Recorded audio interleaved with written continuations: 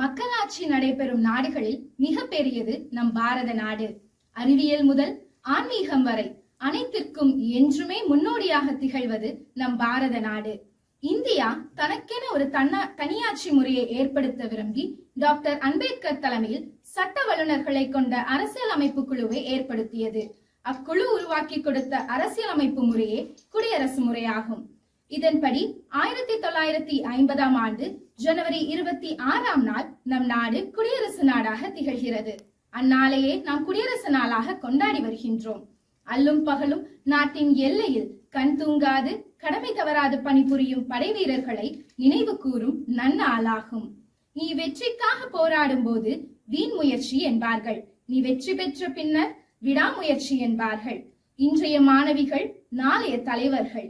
எதிர்கால இந்தியாவை வழிநடத்த போகும் நம் மாணவிகள் குடியரசின் மகத்துவத்தையும் அரசியல் அமைப்பு சட்டங்கள் கூறும் கடமைகளையும் உரிமைகளையும் அறிந்து கொள்ள வேண்டும்.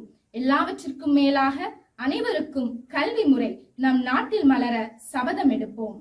எண்ணங்களில் சுதந்திரமும் வார்த்தைகளில் உண்மையும் இதயத்தில் அமைதியும் நினைவுகளில் சரித்திரமும் நிறைந்திருக்கும் இத்தருணத்தில் தாய்மண்ணே உன்னை வணங்குகின்றேன் என்று வணங்கி தமிழ்தாய் வாழ்த்து பாடலை பாட வருகின்றனர் நம் மாணவ செல்வங்கள். நீராறும் கடலொடுத்த நிலமடந்து கெழிலொழுகும் சீராறும் வதனமென திகழ்வரத கண்டமிதில் திக்கணமும் மதிச்சிறந்த திராவிடன திருநாடும் தக்க சிறு பிறை நுதலும் தரித்தனரும் திரகமுமே அத்திலக வாசனை போல் அனைத்துலகும் இன்பமுற எத்திசையும் புகழ் மலக்க இருந்த பெரும் தமிழனங்கே தமிழனங்கே உன் சீரிழமை திறமையந்த செயல் மறந்த வாழ்த்ததுமே வாழ்த்ததுமே வாழ்த்ததுமே. மாணவிகளே, இன்னும் கலக்கம் வேண்டாம். இளைய பாரதம் நம் கைகளில். வேற்றுமை ஒழித்து ஒற்றுமை காத்து சமத்துவம் கொண்டு சகோதரத்துவம் பேணி சுதந்திரத்தை சுவாசித்து உலக ஏட்டில் சுதந்திர தாயின் சரித்திரத்தை பொன்னெழுத்தில் பொறிப்போம். இன்று உயரிய எண்ணத்தோடு வந்திருக்கும் ஒவ்வொருவரையும் வரவேற்க வரும் ஆஷிகா இளங்கலை 2ஆம் ஆண்டு கணிதவியல் மாணவியை வரவேற்புரை கூற வருமாறு அன்புடன் அழைக்கின்றேன். A warm good morning to one and all gathering here. Republic Day is celebrated on 26 January every year and is one of the most important national festivals in India. Here, in such a great occasion, I would like to extend my gratitude to Lord Almighty who made such an opportunity for me. First of all, I would like to welcome our Secretary, Reverend Sister Geraldine Jayam, and our Principal, Sister Annie Preppet Sophie, who spared their time here. I welcome you, sisters. Next, it's the time to welcome our chief guest, Father Gladson, who is working as a correspondent in St. Joseph Matriculation Higher Secondary School. I welcome you, Father. Also, the major role to have such an event is only by the initiative of our organizing secretaries, Dr. S. Sunita and Dr. C. Josephine Priyadarshini. A warm welcome to you, ma'am. Also, I would like to welcome all our teachers, sisters, and all our students with non-teaching staffs. I welcome you all. Finally, I would like to welcome you all of them.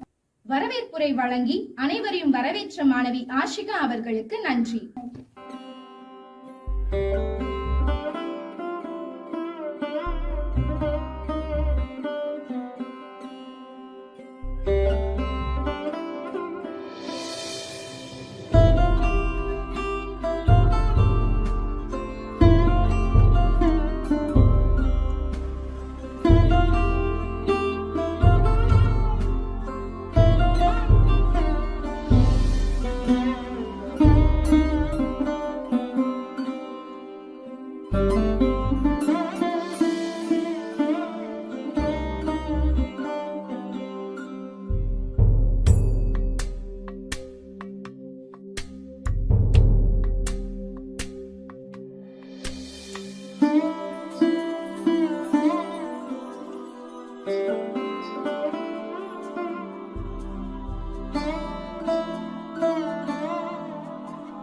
பார்ப்புகள்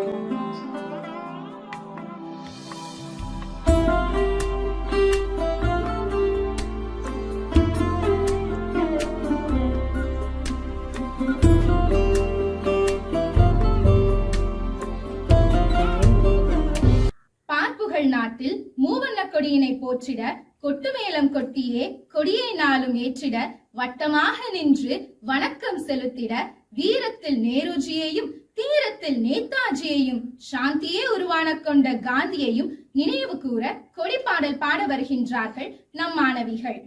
பாரத தேவியின் மணி கொடி பாரி பக்தியுடன் அதை வணங்குவோம் வாரி பக்தியுடன் அதை வணங்குவோம் வாரி பாரத தேவியின் மணி கொடி பாரி பக்தியுடன் அதை வணங்குவோம் வாரி பக்தியுடன் அதை வணங்குவோம் வாரி வீரர்கள் உடல் பொருள் ஆவியும் கொடுத்து சீரமாய் அடி சிறை அனைத்தையும் பொறுத்து வீரர்கள் உடல் பொருள் ஆவியும் கொடுத்து சீரமாய் அடி சிறை அனைத்தையும் பொறுத்து சீரணம் பாரத தேவிக்கு உழைத்து சீரணம் பாரத தேவிக்கு உழைத்து திகழ்வதை குறித்திடும் ஜெய கொடி பாரி பாரத தேவியின் மணி கொடி பாரி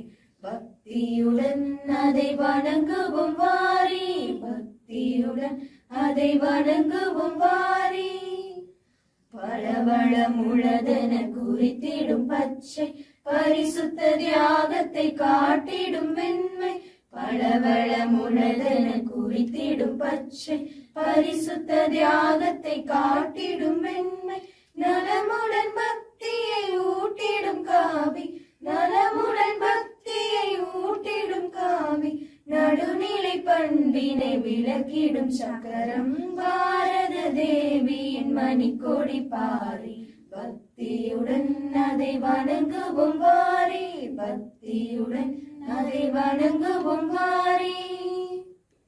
கொடிப்பாடல் பாடிய மாணவிகளுக்கு நன்றி. மனித நேயம் வளர வறட்சியின் பிடியில் கிடக்கும் விவசாயிகளின் நலனோங்க ஜாதி எனும் வெறி நீங்கி சமத்துவம் ஓங்க அனைவரும் உறுதி எடுப்போம் என உறுதிமொழி கூற வரும் அபிஷா ராணி இளங்கலை 1ஆம் ஆண்டு இயற்பியல் மாணவியை அன்புடன் அழைக்கின்றேன்.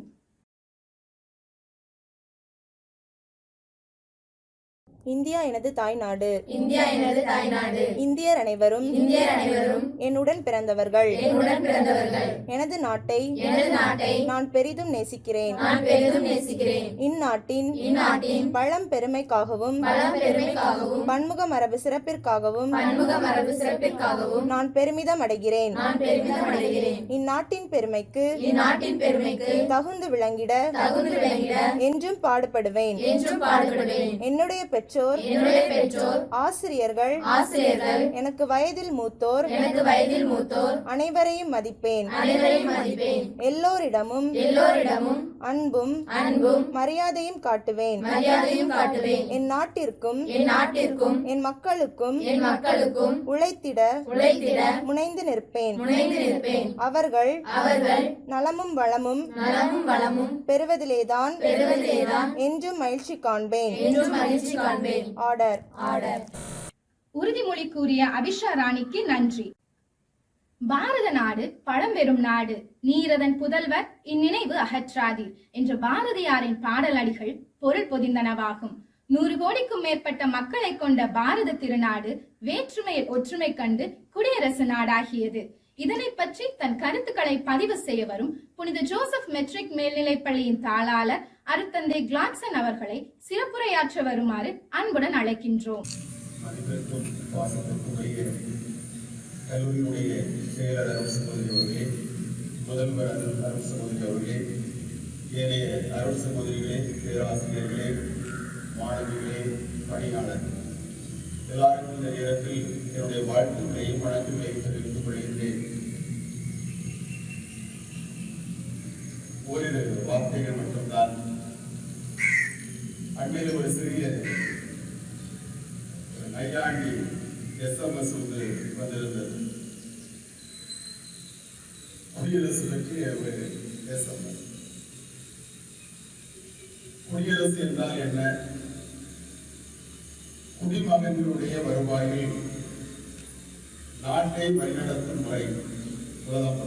குடிமகனுடைய வருவாயில் நாட்டை வழிநடத்தும் முறை. நிச்சயமாக நமக்கு தெரியும் இது சரியான ஒரு புரிதல் அல்ல என்பது. ஆனால் இன்று இருக்கின்ற சூழலில் இப்படி பேசுவதற்கும் சொல்லுவதற்கும் சிந்திப்பதற்கும் மனிதர்களை தூக்கி இருக்கிறது என்பது புரியலாம். இன்று குடியரசு தினத்தை நாம் கொண்டாடுகின்ற இந்த நாளில் நமது நாட்டை பற்றி சிந்திக்கின்றோம், நாட்டிற்காக பெருமைப்படுகின்றோம். நாட்டை பலப்படுத்தியவர்களை எண்ணி பார்த்து அவர்களை வாழ்த்துகின்றோம், அவர்களை நன்றியோடு நினைத்து பார்க்கின்றோம். இந்த நாடு எப்படி இயங்க வேண்டும் என்பதற்காக உருவாக்கப்பட்ட அரசியல் அமைப்பை நாம் கற்றுக்கொள்வதற்கும் அதை விரிவாக்கம் செய்வதற்கும் வருகின்றோம். இந்த அரசியல் அமைப்பு உருவாக்கப்பட்டு பிரகடனப்படுத்தப்பட்ட அந்த ஜனவரி மாதம் 26ஆம் நாள் 1950ஆம் ஆண்டு அதை நாம் நினைத்து பார்த்துதான் இந்த கொண்டாட்டத்தை கொண்டாடுகிறோம். இந்த குடியரசு என்பது நமக்கு தெரிவது மக்களாட்சி. மக்களால் தேர்ந்தெடுக்கப்பட்ட பிரதிநிதிகள் மக்களுக்காக ஆட்சி செய்கின்ற ஒரு சூழல், அதுதான் மக்களாட்சி. எந்த மக்கள்? இந்த மக்கள் என்பது யார்? எல்லாரும் என்றாலும் நிச்சயமாக இதை உருவாக்கிய தலைவருடைய உள்ளத்தில் இருந்த உணர்வுகள் நமக்கு தெரியும் என்று நினைக்கின்றேன். காந்தியடிகள் சொல்வார்கள், இந்திய தேசத்தினுடைய கலாச்சாரம் மக்களுடைய இதயங்களில் ஆன்மாவில் இருக்கிறது என்று சொல்லுவார் பொதுவாக. ஆனால் அதே நேரத்தில் சுவாமி விவேகானந்தர் அவர்கள் சொல்வார்கள், புதிய இந்தியா எங்கிருந்து உருவாக்க வேண்டும் என்று அவர் சிந்தித்து சொல்லுகின்ற பொழுது சொல்லுவார், விவசாயிகளுடைய குடிசைகளிலிருந்து சிறப்பு தைக்கின்ற தொழிலாளர்கள், துப்புரவு தொழிலாளர்கள், இவர்களுடைய குடிசைகளிலிருந்து இந்த புதிய இந்தியா உருவாக வேண்டும் என்று சொல்லுவார். எனவே இந்த தேசத்தை வடிவமைத்தவர்கள் சாதாரண மக்களை, இந்த சமூகத்துடைய விளிம்பு நிலையில் இருந்த மக்களை எல்லாரையும் கண்முன் வைத்துக் கொண்டுதான் இந்த அரசியலமைப்பு சட்டத்தை உருவாக்கினார். ஆனால் இன்றைய நிலை என்ன நமக்கு தெரியும். இந்த நிலை எப்படி இருக்கிறது? மக்கள் என்று சொல்லப்படுபவர்கள் யார் என்று அரசியல் தலைவர்கள் நினைத்துக் கொண்டிருக்கிறார்கள். ஒரு சில பண முதலைகள் அல்லது பெரு நிறுவனங்களுடைய உரிமையாளர்கள், இவர்கள் தான் இந்த நாட்டை ஆளுகின்றனர். ஒருவேளை நாம் எல்லோரும் வாக்கு கொடுப்பதற்கான உரிமையை பெற்றிருக்கின்றோம் என்றாலும் எந்த வேட்பாளரை நிறுத்துவது, யாரை தேர்ந்தெடுப்பது, ஒருவேளை எப்படி தேர்ந்தெடுப்பது, நல்ல மனிதர்கள் தேர்ந்தெடுக்கப்பட்டாலும் அவர்களுக்கு பதிலாக மாற்று மனிதர்களை எப்படி உள்ளே கொண்டு வருவது, இதையெல்லாம் திட்டமிட்டு செய்கின்றவர்கள் ஒரு சில பண முதலைகள் அல்லது பெரும் நிறுவன உரிமையாளர்கள். இது நமக்கு நன்றாகவே தெரியும். ஆனால் இந்த தேசம் வடிவமைக்கப்பட வேண்டியது அல்லது கட்டமைக்கப்படுவது சாதாரண மக்களுக்காக. ஒரு அப்படி சொல்லுகின்ற பொழுது விவிலியத்திலே நம் ஆண்டவர் இயேசு கிறிஸ்து சொன்ன வார்த்தைகள் நமக்கு நினைவுக்கு வரலாம். ஆண்டவர் எனக்கு அருள் புரிவு செய்துள்ளார். எதற்காக? ஒடுக்கப்பட்டோருக்கு உரிமை வாழ்வு உள்ளதற்காக. ஆண்டவர் அருள் தருகின்ற ஆண்டை அறிவிப்பதற்காக, முழக்கமிடுவதற்காக என்று. ஒரு விதத்தில் ஒடுக்கப்பட்ட அல்லது சமூகத்தில் இருக்கின்ற சாதாரண நலிவடைந்த மக்கள், இவர்களை மையப்படுத்தி ஆளுகின்ற ஒரு ஆட்சி முறைதான் உண்மையான புதிய ஆட்சியாக, குடியரசாக இருக்க முடியும். அதே நேரத்தில் பணமும் செல்வமும் தான் இன்று முதன்மையானதாக இருக்கிறது. பணம் இருந்தால்தான் மதிப்பு என்கின்ற சூழல் உருவாகி இருக்கிறது என்பது நமக்கு தெரியும்.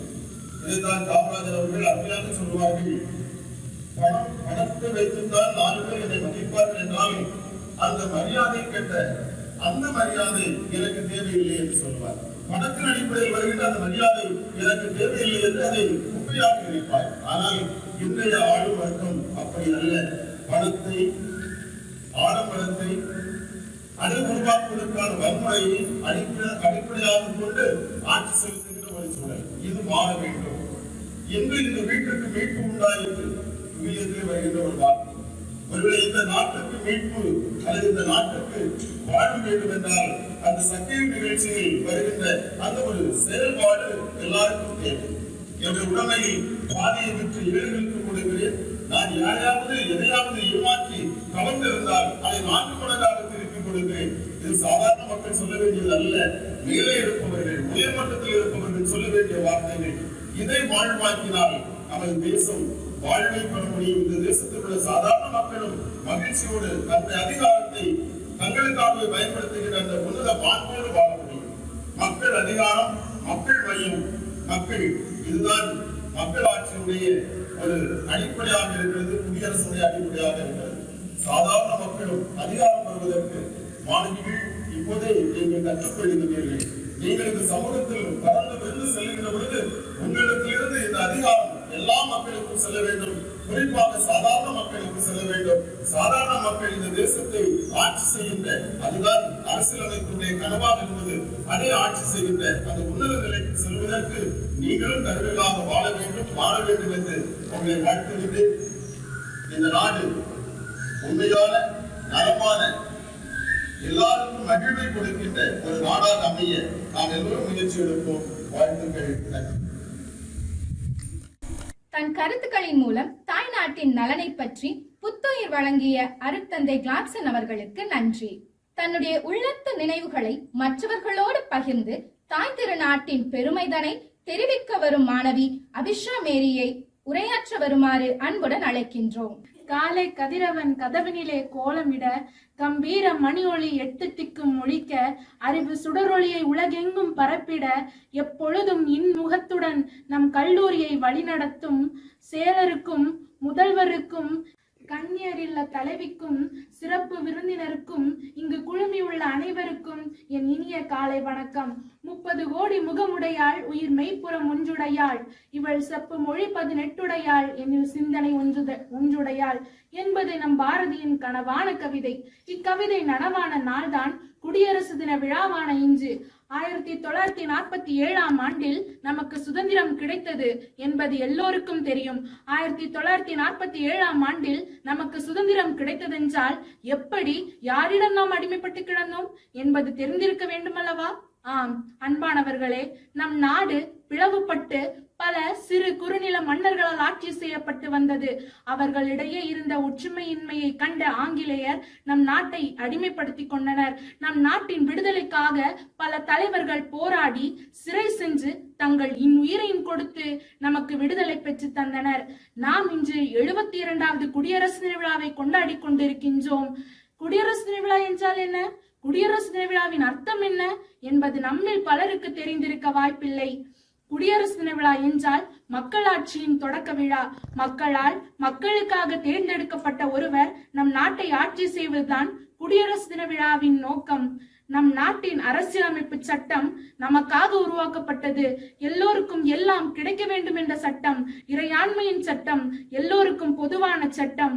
ஆனால் குடியரசான நம் நாட்டின் மக்களுக்கு எல்லாம் கிடைக்கின்றனவா? எல்லோரும் சுதந்திர காற்றை சுவாசிக்கிறார்களா? சிந்திக்க வேண்டிய ஒன்று. நல்ல தலைவர்களை உருவாக்குவதும் தேர்ந்தெடுப்பதும் நம் ஒவ்வொருவரின் கைகளிலும் கொடுக்கப்பட்டுள்ளது. நாம் நம் நாட்டை வளர்ச்சி பாதைக்கு இட்டு செல்வோம். நம் நாட்டை வல்லரசு நாடாக மாற்றுவோம். செக்கிழத்த செம்மலுக்கும் சுதந்திரமாக நாம் வாழ சண்டையிட்ட மறவர்களுக்கும் குடியரசு விழாவில் இதய அஞ்சலியை செலுத்துவோம். நன்றி. ஜெய்ஹிந்த். தன் எண்ண கருத்துக்களை பேச்சாக வெளிப்படுத்தி செயல்படுத்த தூண்டி மாணவிகளின் மனதில் நல்விதை விதைத்த மாணவிக்கு நன்றி. தன் இரத்தத்தையும் தேகத்தையும் தம் தாய் திருநாட்டிற்கு தியாகம் செய்தவர்களை நினைவு கூறுவோம். தேசபக்தி பாடலுக்கு நம் செவிகளை மீட்டுவோம்.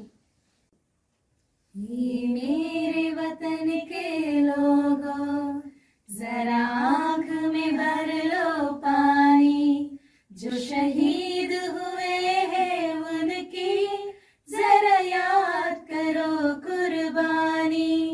तुम भूल न जाओ उनको, इसलिए सुनो ये कहानी. जो शहीद हुए हैं उनकी जरा याद करो कुर्बानी. जब घायल हुआ हिमालय, खतरे में पड़ी आजादी, जब तक थे सांस लड़े वो, जब तक थे सांस लड़े वो, फिर अपनी लाश बिछा दी. संगीन पे धर कर माथा सो गए अमर बलिदानी. जो शहीद हुए हैं उनकी जरा याद करो कुर्बानी. जय हिंद, जय हिंद, जय हिंद. சாதனை படைத்தவர்களை முன்னோடியாக கொண்டு சாதனை புரிய துடிப்பவர்களே லட்சியவாதிகள். இங்கிருக்கும் லட்சியவாதிகள் அனைவருக்கும் பாரத நாட்டின் சிறப்பினை ஆங்கிலத்தில் கூற வருகின்றார் நம் மாணவி Akshaya. Good morning to you all. Today, I am standing in front of you to deliver a speech on Republic Day. Before moving forward, I would like to wish you all a happy Republic Day. I am so enthralled when my teacher told me that I am selected to deliver a speech on Jan of 26. I am so excited but a bit nervous because I have not delivered a speech before in my earlier life. As you all know, we have gathered here to celebrate the auspicious day of Republic Day, which is also called as Ganendra Divas. As you all know, at this day in 1915, a constitution came into effect.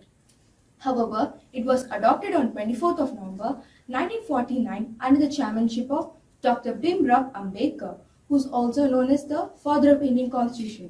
He is one of the greatest leaders of modern India at that time. As our father hosted national flag, similarly, our President of India also hosts the flag at Rajput, and every year we celebrate this day by inviting the special chief guests from different countries. In every school, institutions, and even in government institutions, this day is celebrated with zeal and enthusiasm. The President of India gave some important awards like Ashok Chakra and Kirti Chakra to the soldiers of India, and also some bravery awards to the citizens of India. And it's the day when you can hear the patriotic song from every nook and corner of the street. They celebrate this day by distributing sweets and even with brotherhood. On the evening of the Republic Day, the President of India gave speech in the name of nation. We must keep the ideas which were mentioned in the Indian Constitution, which is justice to everyone, equality, fraternity, sovereignty, liberty. We should not forget the ideas of the Gandhi Babu, and we need to implement their ideas in our day-to-day life so that we will make our nation stronger. So let's take a pledge that all will maintain peace and harmony, so that we can value the freedom which was got just because of their sacrifices. Before I conclude my speech, I would like to say that patriotism is just like charity, which begins from home. Jai Hind and Vande Mataram. ஆங்கிலத்தில் உரை கூறிய மாணவிக்கு நன்றி.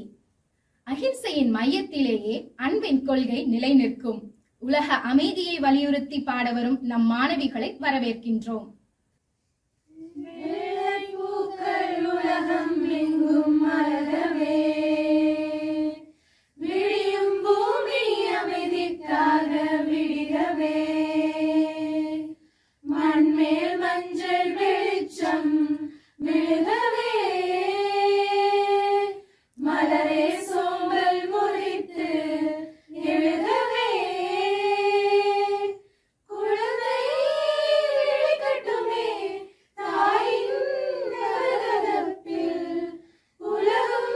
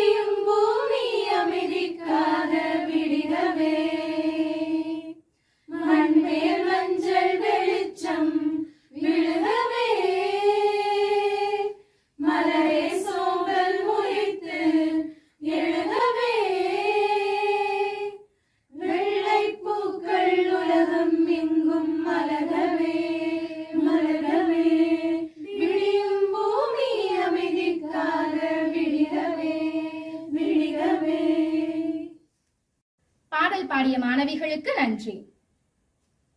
இன்று நடைபெற்ற நிகழ்வுகள் ஒவ்வொன்றுக்கும் நன்றி கூற வரும் மாணவி ஜே மேரி ஆஷாவை அன்புடன் அழைக்கின்றோம். என் தாயின் கருவறையிலிருந்து சுதந்திரம் அடைந்த மறுநொடியில் என் மண்ணின் சுதந்திர காற்றை சுவாசிக்கின்றேன். இந்த சுதந்திர காற்றை சுவாசிக்க செய்த என் மண்ணின் தலைவர்களுக்கு என் முதல் நன்றி. எண்ணங்களில் சுதந்திரமும், வார்த்தைகளில் உண்மையையும், இதயத்தில் அமைதியையும், முகத்தில் புன்னகையையும், அன்பையும் உடையாக்கிக் கொண்ட என் மதிப்பிற்குரிய அருள் சகோதரிகளான கல்லூரி செயலர் அருள் சகோதரி முனைவர் ஜெரால்டின் ஜெயம், கல்லூரியில் முதல்வர் அருள் சகோதரி முனைவர் ஆனி கப்பட் சோஃபி, கன்னியர் இல்ல தலைவி அருள் சகோதரி சகாய ராணி மற்றும் ஏனைய அருள் சகோதரிகளுக்கும் என் நெஞ்சார்ந்த நன்றி. தியாகம் நிறைந்த உள்ளத்தோடும், தூய்மையான மனதோடும், பண்போடும், அன்போடும் சிறப்புரை ஆற்றிய அருள் தந்தை கிளாட்சன் அவர்களுக்கு என் நெஞ்சார்ந்த நன்றி.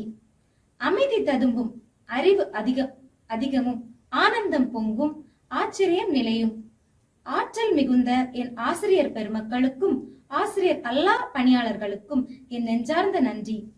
என் தாய் நாட்டில் சுதந்திரமாய் பறந்து செல்லும் சிட்டுக்குருவிகளான என் அன்பு தோழிகளுக்கு என் நெஞ்சார்ந்த நன்றி. மேலும் இவ்விழா சிறக்க ஒத்துழைத்த உடற்கல்வி இயக்குனர் பேராசிரியர் கிறிஸ்டி செலின், திரு வளன் பீட்டர், திரு ஆண்டனி மற்றும் இங்கு வருகை புரிந்த அனைவருக்கும் மீண்டும் என் நன்றியை தெரிவித்துக் கொள்கிறேன்.